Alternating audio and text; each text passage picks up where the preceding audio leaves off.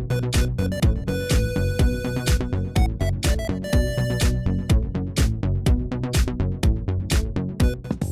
know, when it comes to smartphones, Android phones come in all shapes, sizes, and price points. And with so many choices, it's hard to know which one is right for you. So today, we're going to take a look at one of the newest Android phones to hit the market, the Google Nexus 5, a high-end Android that comes at a mainstream price.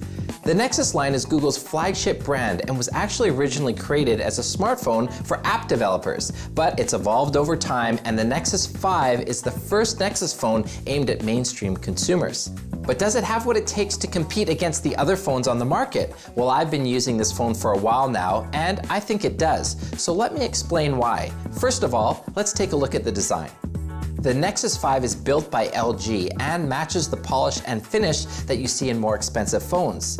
It also doesn't feel too big despite having a 5-inch screen.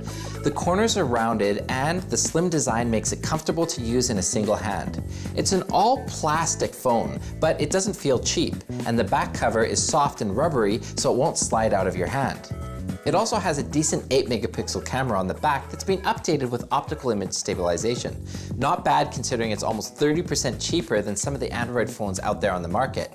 Now let's take a look at the user interface. Since it's directly from Google, you're getting a pure vanilla Android experience, minus the extra bloatware which some manufacturers often pre-install on most phones. The Nexus 5 runs the latest Android 4.4 operating system, nicknamed KitKat, which was nicknamed after the delicious chocolate bar. KitKat on the Nexus 5 looks very slick and clean. The icons are bigger, menus are hidden until you need them, and everything feels less cluttered than some of the other Android phones that I've tested.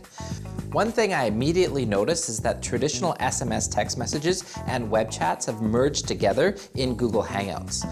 I have to admit, this was one of the toughest things to get used to, but it's Google's way of making people use its Hangout service more often. Let's put it this way, Hangout is to Google what iMessage is to Apple. So beware, when I first tried the phone, instead of texting someone, I accidentally started a Google chat, which never went to the sender's phone. So call me old school for wanting to keep my SMS and web chats separate. Thankfully, you can change the default SMS app in the settings menu if you're not digging Google Hangouts.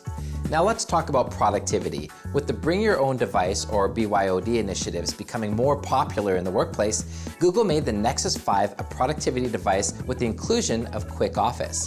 This is in direct response to Microsoft's inclusion of Office on Windows phones. With Quick Office, you can create and edit text documents, spreadsheets, and presentations directly from the Nexus 5 and save them to either the Google Drive or the internal memory on the phone. This is great for business professionals who have to occasionally create or edit a document on the go. Google Now is also very prominent on the Nexus 5. It's a service that predicts the kind of info that you might ask for, such as local weather and transit schedules. I use it for looking at things like my sports scores. You can see here it's going to take me how long my commute home is going to be. I also like to look at stocks, for an example. If I've searched for a stock recently, Google Now will automatically put that on my screen and show me what today's trades are going at. It's a really interesting service that kind of taps into your personal information, so you have to decide whether that's right for you or not, but I really like it.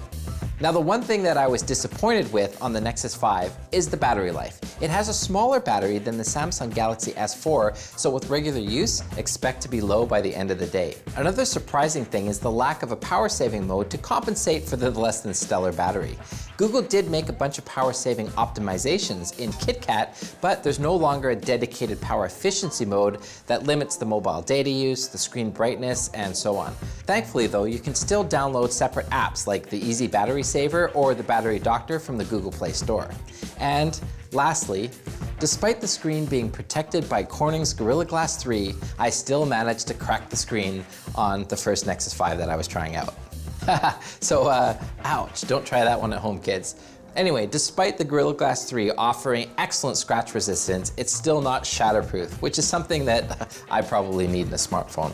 Still, I think it is a top spec phone that doesn't come at a premium price. In fact, it's quite possibly the fastest Android phone on the market to date. Apps feel very responsive, browsing websites is seamless, and there's virtually no lag. Combine that with a squeaky clean Android interface and no bloatware, and I think you've got yourself a real winner here.